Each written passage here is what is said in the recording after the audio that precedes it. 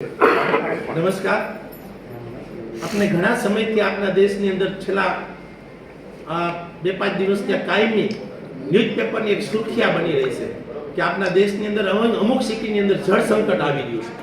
પાણીના માટે લોકો પરેશાન થઈ રહ્યા છે। મિત્રો, સૌરાષ્ટ્ર ગુજરાતનો એક ભાગ છે। સૌરાષ્ટ્રની ધરતી પથાળ અને ડુંગરાળ છે। વરસાદ તો અહીંયા ઘણો બધો પડે છે, પણ 80% પાણી દરિયાની અંદર ચાલ્યું જાય છે। આ પાણીને જો રોકવું હોય તો એક માત્ર ઉપાય હોય તો ચેકડેમ।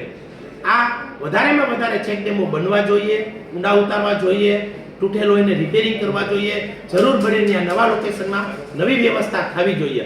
આ કાર્યને વેગ આપવા માટે ગીર ગંગા પરિવાર ટ્રસ્ટ છેલ્લા 2 વર્ષથી આ સંઘર્ષ કરી રહી છે।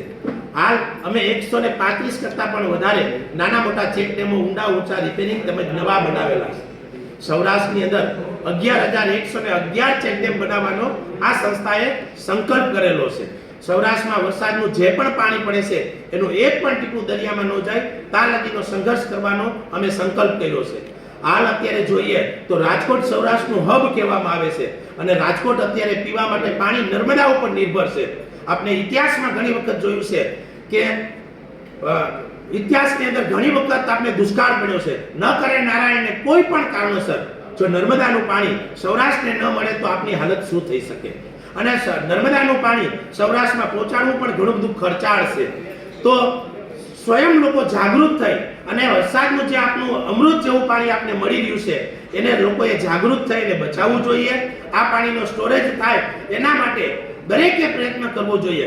સંસ્થાના પ્રમુખ તરીકે હું લોકોને પણ અપીલ કરું છું, રાજકીય માણસોને, સરકારી સંસ્થાઓને, ગામના આગેવાનોને, ઉદ્યોગપતિઓને, દરેક લોકોને મારે દિલથી વિનંતી છે કે વધારેમાં વધારે ચેકડેમ બને। સામાજિક કાર્ય તો બધા વધારે જ કરે છે, પરંતુ એક કામના વધારે એડ કરી અને પાણીમાં બધા જો મહેનત કરશે તો આપણે જે દુષ્કાળના સમયમાં જે મુશ્કેલી રાજકોટને પણ એક વખત ટ્રેનથી પાણી દેવામાં આવેલું છે, જો આવો સમયને ફરીથી ન લઈ આવવો હોય તો દરેક લોકોએ જાગૃત થવું જોઈએ। એક સમયે સૌરાષ્ટ્રની અંદર નદીઓ વહેતી હતી, 20-30 ફૂટે પાણી હતા, આજે એ પાણી બહુ ઊંડા વહી ગયા છે। 2,000-3,000 ફૂટે આ પાણી ડેપમાં ચાલ્યા ગયા છે। જો હજી આપણે પાણી નહીં બચાવીએ તો આ પાણી ભવિષ્યમાં ગોતવું પણ મુશ્કેલ પડશે અને એ પાણી વાપરવું અને હેલ્ધી પણ નથી। તો લોકોએ જાગૃત થઈ અને આ પાણી બચાવવું જોઈએ।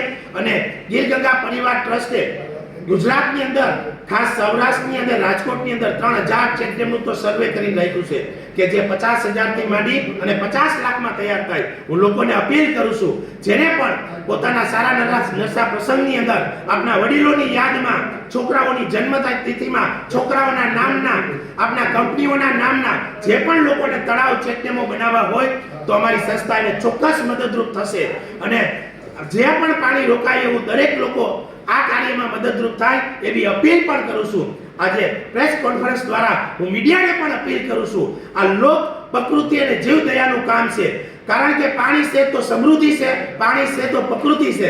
આ કાર્યમાં વધારેમાં વધારે મીડિયા મદદરૂપ થાય છે, પણ હજી એવું કંઈક મીડિયા કરી બતાવે કે લોકોની અંદર સારી અવેરનેસ આવે અને દરેક લોકોની અંદર જાગૃતિ આવે અને આ કામની અંદર મહત્વ વધારેમાં વધારે કામ કરે એવી અપીલ સાથે મારી વાત પૂરી કરું। અંદર જોઈએ તો નાના મોટા 11 તાલુકાના 594 ગામની અંદર 20,000 કરતા પણ નાના મોટા ચેકડેમ અને તળાવો જે તે સમયે બનેલા છે, પણ હાલ એની અંદર ક્યાંક માટી પુરાયેલી છે, ક્યાંક તો જર્જરિત છે, કારણ કે ઘણો બધો સમય થયો છે।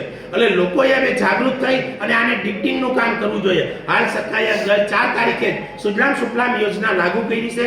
જે પણ લોકો આને સમજી શકે તો અત્યારે 30/5 લગી દરેક લોકો પોતાના ગામની અંદર સ્વખર્ચે પણ ડેમ ઊંડા ઉતારી શકે છે। હાલ ગીર ગંગા પરિવાર ટ્રસ્ટ દ્વારા 135 ડેમનું કામ અમે લોકોએ પૂર્ણ કરેલ છે। સાંજ સમાચાર ફેસબુક પેજને લાઇક કરો, વિડીયો શેર કરો અને વધુ વિગતવાર સમાચાર માટે sanssamachar.net વિઝિટ કરો।